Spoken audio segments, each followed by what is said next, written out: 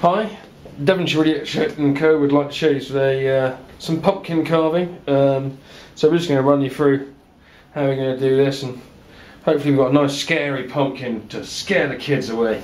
This one's really going to scare the kids away.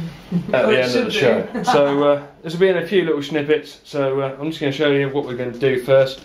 This is the bit I don't like because it normally worryingly wants to take your fingers off. If you're doing this, you want to go for sort of like a 45-degree angle in, so basically as the lid shrinks because of your candle inside of it, it still stays on because they can fall in on top and cause all manner of misery with your pumpkin. I like to do one every year. This year's going to be a little bit adventurous.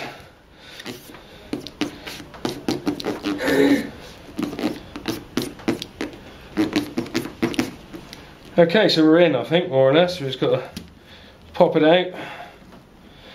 And my assistant is going to hollow that out for me. And we shall be back in a moment with that. Hi, I'm Kaylee, and I like a reasonable sized spoon.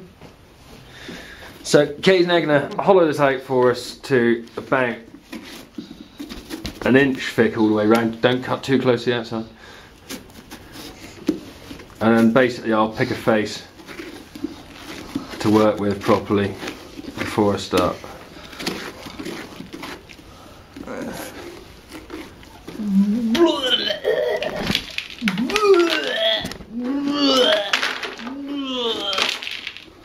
Great sound effects, Kaylee. People really enjoy that.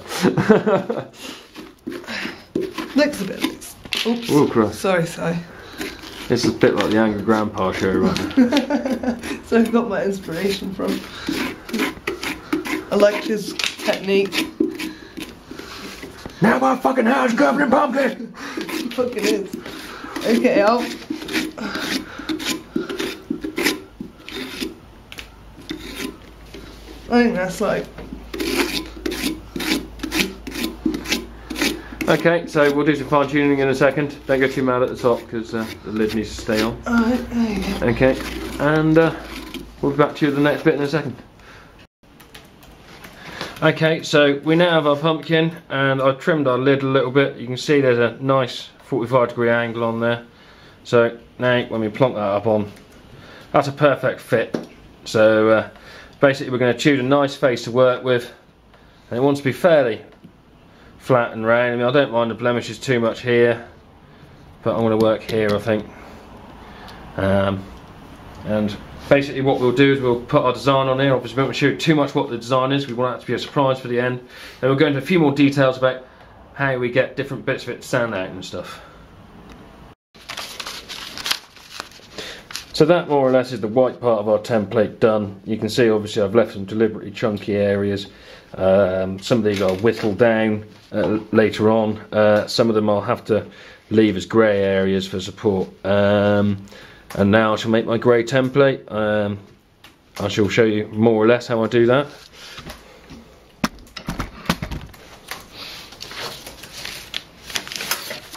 Firstly, I layer the photos together. And then on this one, I just draw any of the white areas I've cut out, just so I know where to put my greys to on the one side. It's like Art Attack. It is. I might go get a felt tip pen because it'd probably be easier to colour in, but I don't know if I've got any here.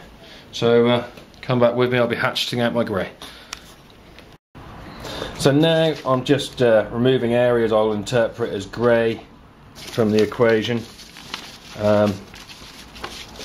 We can see the two pictures there together making a complete picture now, and then we've got grey and we've got white. You'll notice I've left a bit in the top there. That's to support my drawing, and it's also so I don't forget to cut the bugger out, or not cut the bugger out even, because my pumpkin will collapse before I even started.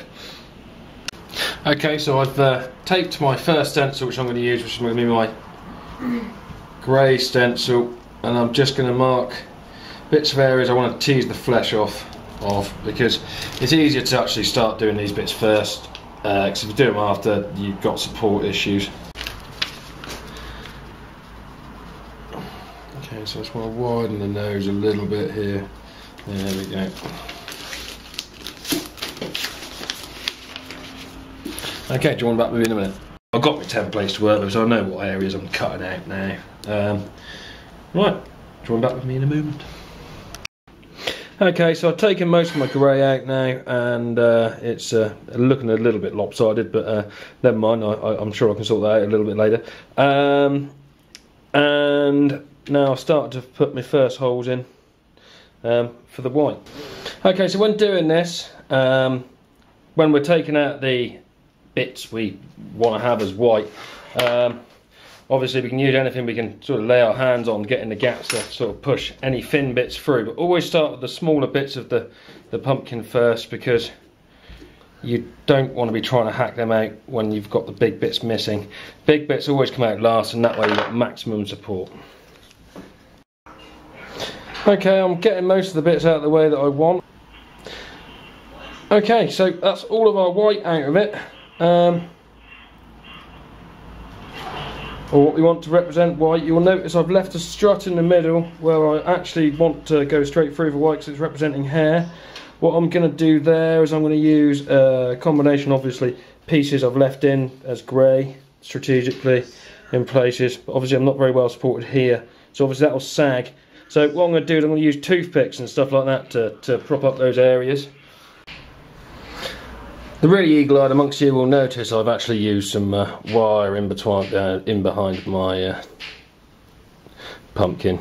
I couldn't find any toothpicks, so that's now ready to have the lid put on and have the centre strut cut out. And hopefully, when it gets dark, we've got ourselves a Jimmy Savile pumpkin. That'll scare the kids. And there you have it, people. The Jimmy Savile Jack-o'-lantern. That'll keep the trick-or-treaters away.